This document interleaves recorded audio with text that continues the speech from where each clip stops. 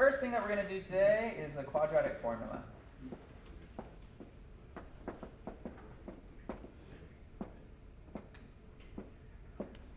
If you have a quadratic equation, so something in this form, ax squared plus bx plus c equals 0.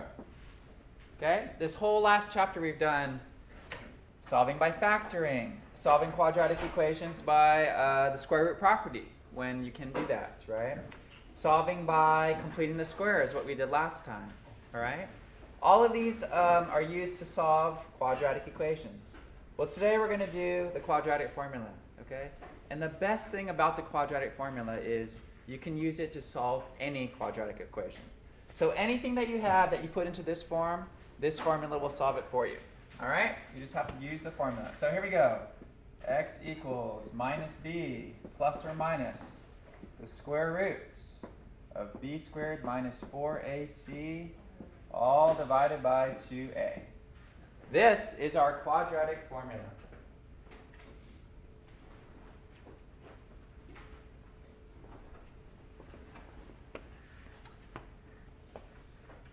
So again, you have to make it fit this form first. And then literally what's going to happen is I'm going to copy this formula down again, and I'm going to replace the a, b, and c values with what's given in the equation that we're trying to solve. Okay? Often you want to memorize this, and there's several songs that go with it. Okay, the one that I learned was Row, Row, Row Your Boats. So here we go. X equals minus b plus or minus square root b squared minus 4ac divided by 2a. All right, everybody. No, just kidding. You need to have this memorized. So if that works for you, do that. If something else works, do that. Yes? So that equation is a given. This is our formula to solve this equation, which will be given. Hey, Yes? Sir, could you sing that song without looking at the board? Well, yeah, because I have it memorized, of course. Try having a French teacher teach you that. And then her singing. Yeah. All right. In any case, memorize this formula. Okay? Let's do an example.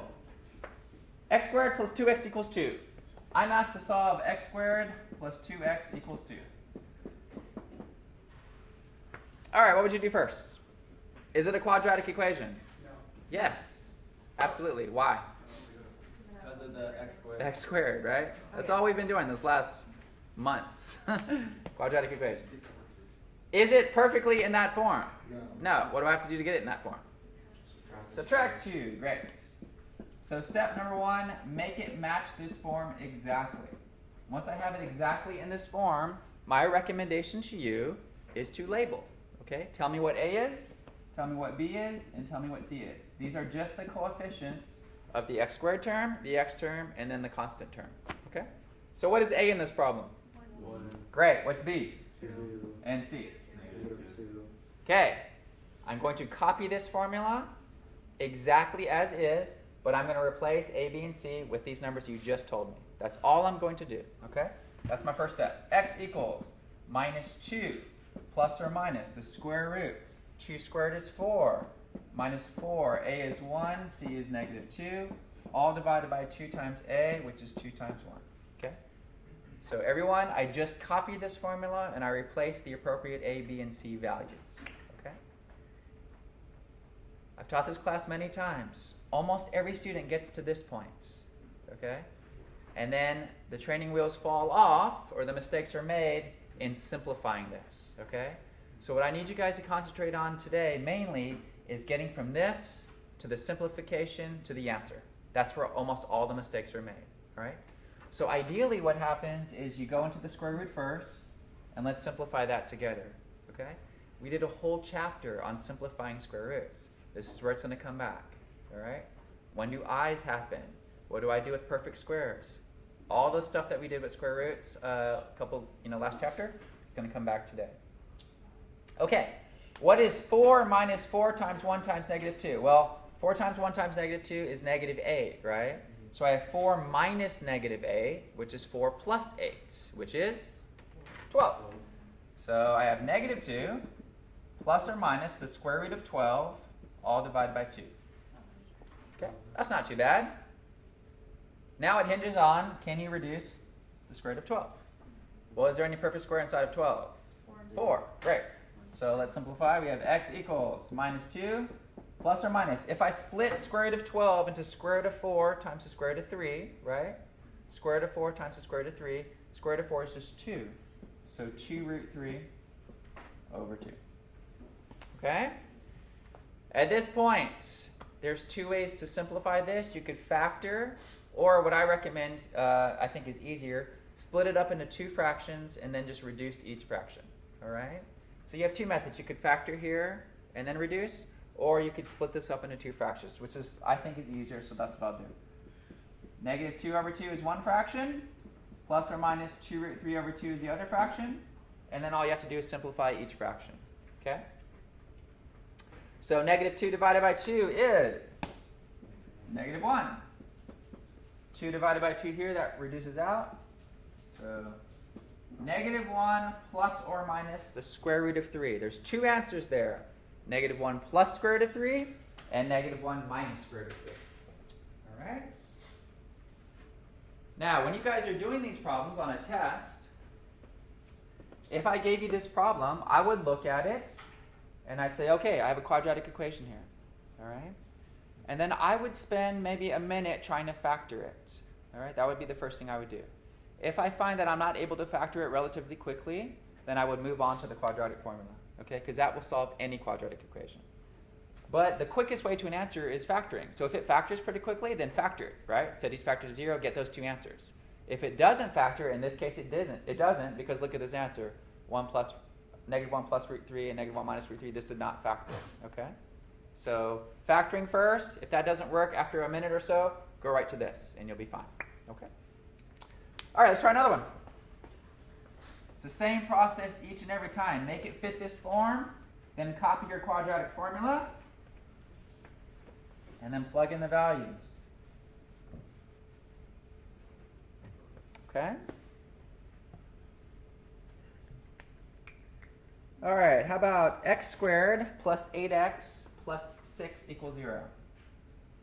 X squared plus 8x plus 6 equals 0. All right? Can you label A, B, and C for me first? What's A? 1. 1. Great. What's B? 8.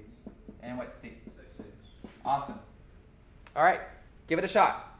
Copy the formula, plug in the A, B, and C values, and then remember the biggest step, the biggest mistake is just the simplifying, the reducing. So make sure you can get it simplified correctly.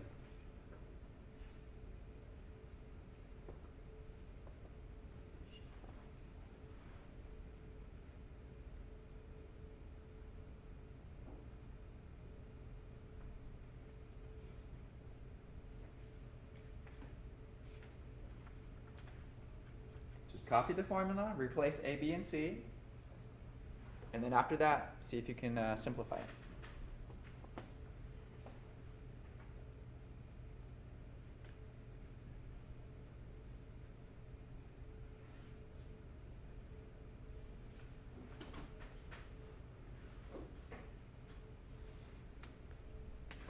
So I'm just going to copy the formula, and I'm going to catch up with you guys.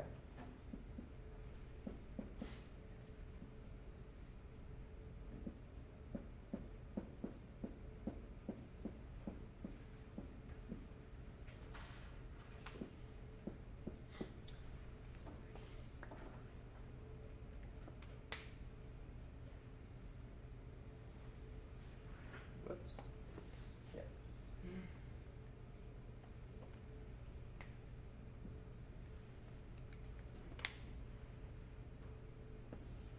How are we doing? Negative 8 plus or minus square root 64 minus 4, 1, 6, divided by 2 times 1. Okay? If I sneak under the radical, I have 64 minus 4 times 1 times 6, which is what? 64 minus 24. That actually works out nice, and that's 40. Okay. So I have negative 8 plus or minus the square root of 40 all over 2. Square root of 40. How do I simplify that? 4 and 10. Great. So if I split that up to the square root of 4 times the square root of 10, then the square root of 4 is just 2. So this becomes 2 root 10, or 2 times the square root of 10. Okay? All right. We have negative 8 plus or minus 2 times the square root of 10, all divided by 2. Split it up into 2 fractions, and then reduce each fraction, and then you're done. Okay. So we have negative 8 over 2, plus or minus 2 root 10 over 2. What did you guys get for your final answer? X equals negative 4 minus the square root of 10. square root of 10. Great. Questions on that? Quadratic formula. Okay. So let's do another example, and in this example, let's get a negative underneath the square root, so we have to deal with I. Okay. Remember from a couple of sections ago, the square root of negative 1 is just I. Okay. Let's do that. All right. Last example, and then we can move on to quadratic inequalities.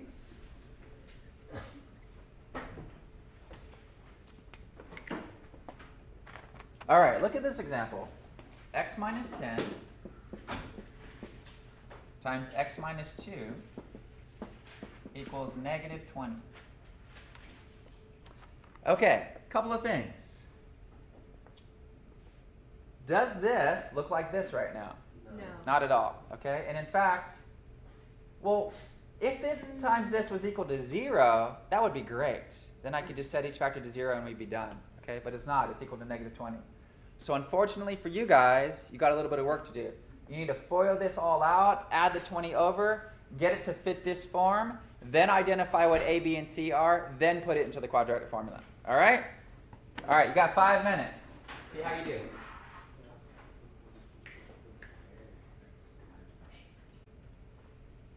All right, you guys keep working, and I'm going to catch up with you. Let's see, x squared minus 2x minus 10x minus 12x plus 20 plus another 20. So did you get x squared minus 12x plus 40 equals 0? Okay, so A is 1, B is negative 12, C is 40. Take those values into our quadratic formula. Negative, negative 12. The opposite of negative 12 is positive 12. 144 for AC. Whoops. It's positive 40. Okay? Did we get 12 plus or minus square root of 144 minus 4 times 1 times 40 divided by 2? You got 16. Yeah. Great. So inside here, 144 minus 160. What does that come out to? Negative 16. Okay, that actually works out nice, right? So we have 12 plus or minus the square root of negative 16 divided by 2. Negative 16, guys, is square root of 16 times square root of negative 1. What's the square root of 16? 4. Square root of negative 1? I. Great. 4i. So x equals 12 plus or minus 4i all over 2. Then your last step is to split that up into 2 fractions and then simplify each fraction. So let's see. Get 12 over 2 plus or minus 4i over 2. So finally then, x equals 6 plus or minus 2i. You guys get that? 6 plus or minus 2i. Okay? Quadratic formula is amazing. It'll allow you to solve any quadratic equation. Just put it in this formula. Put it in this form, and then utilize the formula. The quadratic formula comes from completing the square. Okay? So if you just take this equation and complete the square on that using A, B, and C as numbers, you'll get this equation, this formula to pop out. All right? Great. Let's move on. After quadratic equations, we're going to do quadratic inequalities.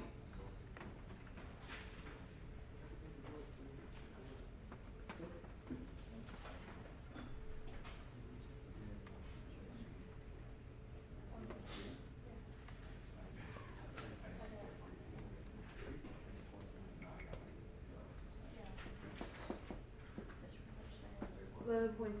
Yep. Quadratic inequality.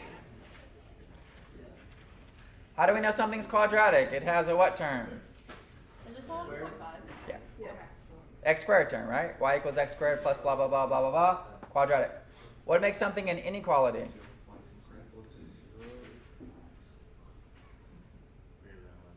Yeah, we have either greater than, less than, greater than, equal to, less than, equal to. That's it. Those four symbols make it an inequality. Okay? Let's say I was asked this inequality. X squared minus 8x plus 15. X squared minus 8x plus 15 is less than or equal to 0. All right? I want to do a review on one way to solve this, and then I want to show you today's material, a new way to solve this. Okay? X squared minus 8x plus 15 is less than or equal to 0. If I was asked to solve that inequality. Well, one thing I could do is review old material. What is the graph of x squared minus 8x plus 15? What is the graph of that? If I asked you to graph f of x or y equals x squared minus 8x plus 15, what would that look like? What's it called? Parabola. Thank you. Do you remember our four-step method for graphing a parabola in this form? What's the first step? Right, I let x be 0. Right? This is a review. We did this a few days ago. And you get what? 15. So 0, 15 is 1 point on this parabola. What's another point? X-intercepts. So I set x squared minus 8x plus 15 equal to 0. Can you guys solve that for me? Go ahead. Take a minute. How does it factor? Solve it. Get 2 answers.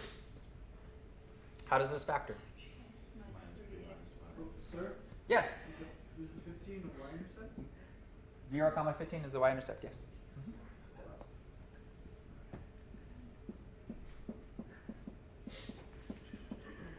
X minus 3, x minus 5. So what will give me the solutions here? So 3, 0, and 5, 0. And these are the what? X-intercepts. So I have y-intercept is number 1. Number 2 is the x-intercepts. What's number 3? Axis of symmetry. Who memorized that formula? X equals negative b over 2a. Great. Minus b over 2a. And in this case, what is b and what is a? So negative 8 and 1. So I'm going to get negative a, or positive 8, divided by 2, which is 4. So my axis of symmetry is 4. Right? What's my vertex? 4, comma. How do I get the y value of my vertex? Absolutely. So can somebody plug in 4 here? 4 times 4, 16, minus 8 times 4, 32, plus 15. Negative 1? Does everybody agree with this? Yes. Okay, graph it. Graph it on your paper. Wait, how did you get the negative b over 2a? That's a formula for the vertex. You have to memorize that. Oh, okay. Yeah.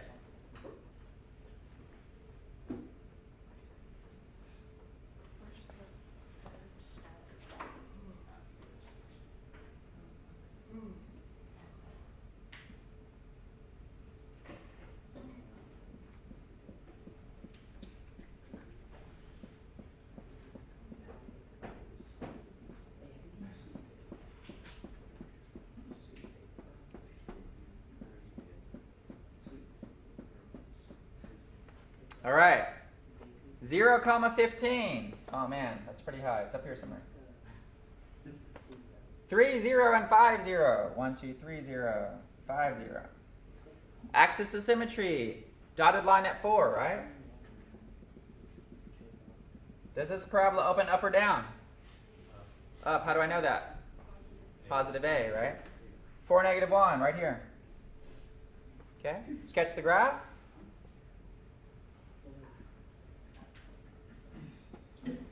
Okay. What question am I trying to solve? This question didn't say graph this parabola. What did it say? When is x squared minus 8x plus 15 less than or equal to 0? Okay. When is this parabola less than or equal to 0? Can you tell me?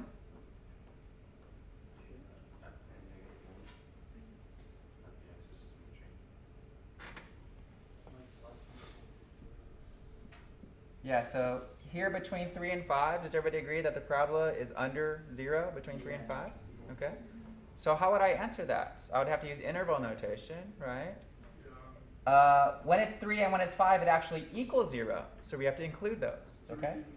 So my solution is 3, comma 5. So everybody see that? I thought it was the 3 is less than or equal to x is less than or equal to 5. Right. Which means this. Same thing, Yeah, right? yeah. It's, From 3 to 5. what they're saying was in between the two x values. All right, next question for you. That's gonna be. When is x squared minus 8x plus 15 greater than 0? What if that was the problem?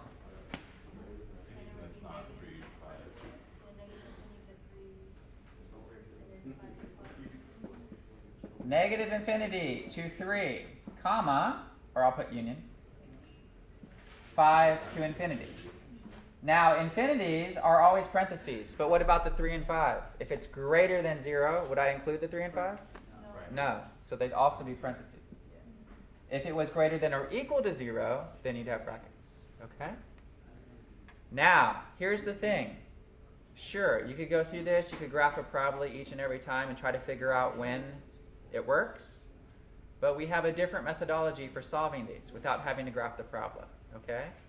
But I want you guys to visualize this is literally what's happening. There's a parabola here. When is it less than 0 in this part? When is it above 0 in this part, okay? And I'm trying to figure out where those regions occur, all right? Okay, I'm going to solve this exact same question with the new material for today.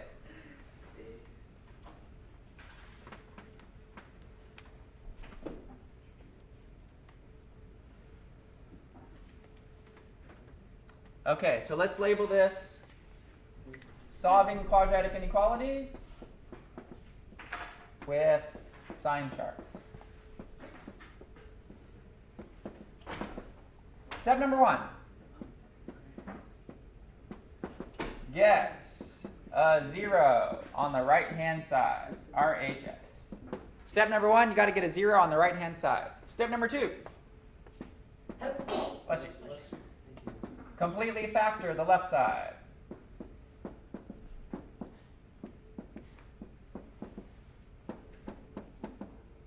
Step 1, get a 0 on the right-hand side. Step 2, completely factor the left-hand side. Step 3, determine what values make your factors equal to 0. Okay, so you factor the left side. Now you determine what values make those factors equal to 0. Those numbers are the bottom numbers of your sign chart. Okay, step 4. Those values, What does RHS stand for? right-hand side, left-hand side, are labeled at the bottom of your sign charts.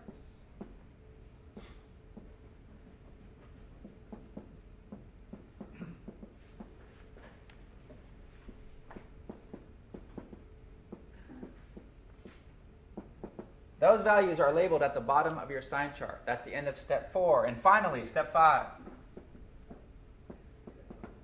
Fill out sign charts.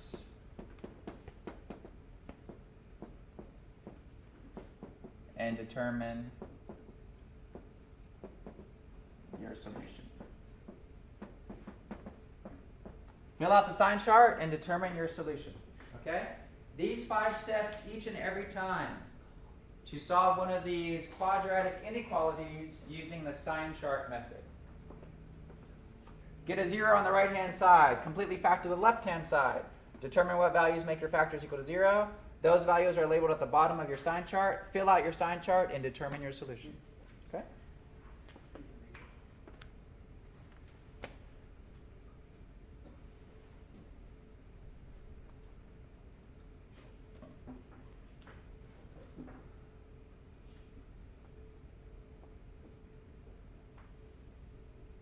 X squared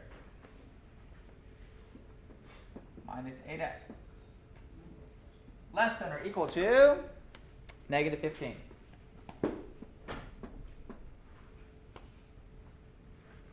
All right, let's walk through it together. What's step 1? 0 on the right side. So do what? Add 15.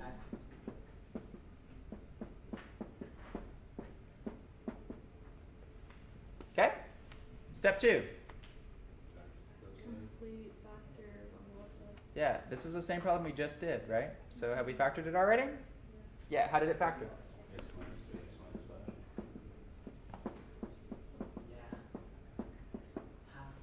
Okay, step 3 is done. Oh, no, step 3 is next, I'm sorry. What values make each factor equal to 0? In this case, what are they? Positive 3 makes it 0, and positive 5 makes it 0. All right, we're going to make what's called a sign chart. A sign chart is just a number line. So it still goes in order, right? Negatives, then 0, then positive. So it goes from left to right. We have two numbers that cause our values to be 0, and that's 3 and 5. Okay? Here's how you make your sign chart. Please pay attention. You have a dotted line here, and you put your factors over here. Okay? So you do dotted lines extended from your values, and then you put your factors on the left. Now to fill in a sign chart, it's called a sign chart because all we're concerned with is positive or negative. Okay? What sign is it? Is it positive or negative? Once you have determined your values, you've split your number line into 3 sections, right? Yeah. Numbers bigger than 5 here, numbers between 3 and 5 here, and numbers less than 3 here. Okay? So I'm going to start over here. I'm going to pick any number bigger than 5. Give me a number bigger than 5. 6. Great. Could be any number bigger than 5. I'm literally going to plug that number in for x here and x here and determine what sign it gives me. If I plug 6 minus 3, you get positive 3. So that's a positive.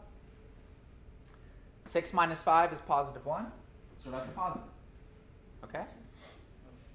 Positive times positive. Positive times positive overall is positive. And I'm going to circle that. Okay? This is telling me, guys, that any number in this region, in this bigger than 5 region, in this, when I multiply this times this, it's going to give me a positive answer or a positive solution. Okay? Pick a number between 3 and 5. 4. 4 minus 3 is positive 1. 4 minus 5 is negative. Positive times negative is negative. Pick a number less than 3. What do you get? 2. Sure. Negative, negative, positive. Okay? If you were able to fill in this sign chart correctly, step 5, you can just read off your solution. All right? The question being asked is, when is this times this less than or equal to 0? Well, what type of number is less than or equal to 0? A positive number or a negative number? Is less than or equal to 0? Negative, right. That wasn't the trick question, right? Negative numbers are less than or equal to 0. So wherever these factors produce a negative, that's where your solution is. So my solution is in this interval between 3 and 5. My solution, 3 to 5. Do I include the 3 and 5 in this problem? Because it's less than or equal to.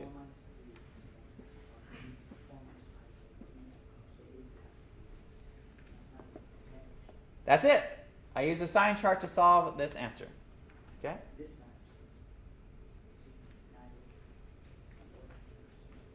Did we sort of get it? If we just sort of got it on the first try, that's great. We're going to do some more. Guys, we just did this problem. I did a parabola, and I looked at the parabola, and I said, where is it less than 0? And it was in the range from 3 to 5. I did the exact same problem now, but I'm showing you the new methodology using the sign chart. Okay? So you don't have to graph a parabola each and every time. You can just fill in this sign chart quickly and go right to the solution. Okay? All right, let's try a couple more. I know it's not easy the first few times. Sorry. just want you to clarify this. So you are subtracting the numbers. You are filling in x for the numbers on the chart. Yes. Okay. Yep. Numbers coming from these three regions. Yes.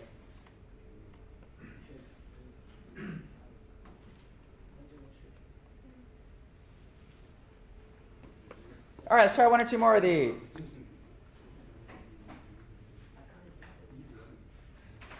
Okay, how about this one? 3 times 2x squared minus 5 is greater than x. All right? That right now is written really messed up, right? What's step number 1 say? 0 on the right-hand side. So move everything to the left, multiply it out, get a 0 on the right-hand side, put it in the correct order. That'd be nice. So I have 6x squared minus 15. Subtract that x over. Greater than 0. Put this in the correct order because I'm going to have to factor this in just a second. 6x squared minus x minus 15 greater than 0. That's the end of step 1.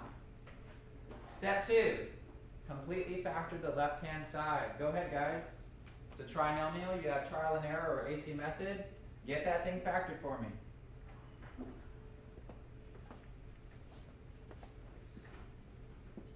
Still have to remember how to factor. That never leaves us, okay?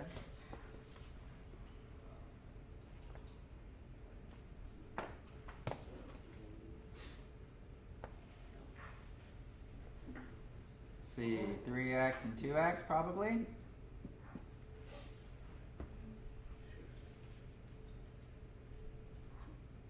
Five and 3.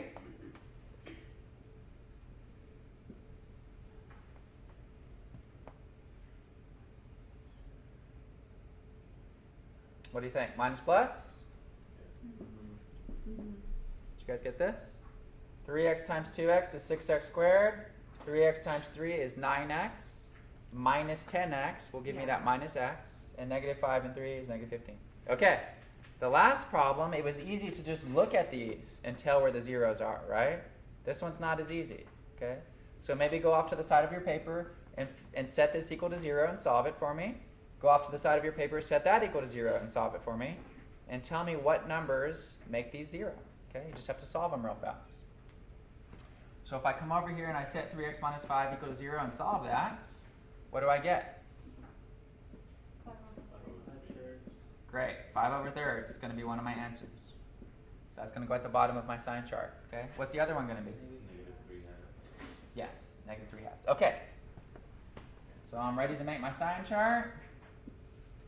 You guys gave me the two numbers, -3/2 and 5/3. Remember, you label the bottom with the values that cause it equal to 0. Okay? So that's where these came from. Then I'm going to extend some lines here so I can start filling in this chart. What were my factors?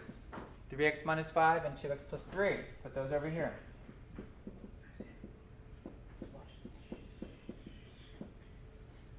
All right, here we go, guys. I picked any number in the world bigger than 5/3. Make it easy on yourself. I'm going to pick 10. Okay, any number in this region. If I plug 10 in for x, I'm going to get 30 minus 5. That's a positive number. All I care about is it positive or negative? Positive. If I plug in 10 here, I get 20 plus 3. Positive number. What is a positive times a positive? Positive. Okay. So I'm done with that region. Now, notice we have a number between a negative and positive. Well, there's always one number that's always between a negative and positive, and what's that number? 0, right? 0 is always going to be between a negative and positive. Okay? So make your life easy, just use 0. 0 here, we'll leave a -5. 0 here, we'll leave a +3. Negative times positive is negative. Okay? And then finally, something less than -3/2. Again, I'll just use -10. Could be anything from this region here. -10, -30, and -5 is going to be negative. -20 and 3 is going to be negative. Negative times negative is positive. Wait, what did you do? Sorry. I used negative 10. Okay. So negative 35 and negative 17. Okay. And then what you use for the middle? 0. All right. I'm asked, when is this times this greater than 0? What type of numbers are greater than 0? So my answer is going to be this region and this region. So everybody see that? You're reading off your answers now. I'm ready to write my solution. My solution is that interval from negative infinity to negative 3/2 union the interval from 5/3 to infinity. Now I have to determine, am I going to bracket these? Well, the infinities are always parentheses. You can write those in. But am I going to bracket the 3/2 or am I going to parentheses? Parentheses. There's no equal here, right? So it's going to be parentheses. Okay? And that's my solution. I'm done. So There was no graphing of any parabola. This is it. So how do you know if you use union or if you use? You always use union when there's more than one interval. Okay. Okay. Couple of helpful hints. The first is, if there is an equal sign, then you're going to have brackets on those numbers, right? If there's not an equal sign, they're going to be parentheses. Okay? Infinities always have parentheses because you can't include infinities. Okay? The other helpful hint to you guys is almost always you're going to get an alternate of signs. They're going to alternate, okay? So you should get plus minus plus or minus plus minus. If you're doing your sign chart and you have 3 minuses in a row, you probably made a mistake, either with plugging it in or maybe the numbers on the bottom were incorrect. Okay? Is the one with the line under it count as an equal sign too? I forgot what it's called. Yeah, equal sign. Yeah. So if I had greater than or equal to, then you'd have brackets on here because it made it equal 0.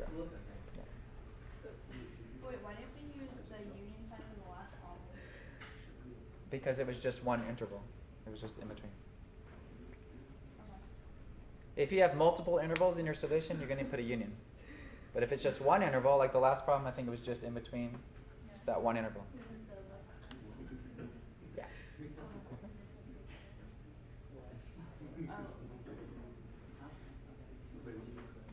Questions on using a sign chart? We understand it 100%. Somewhat. All right.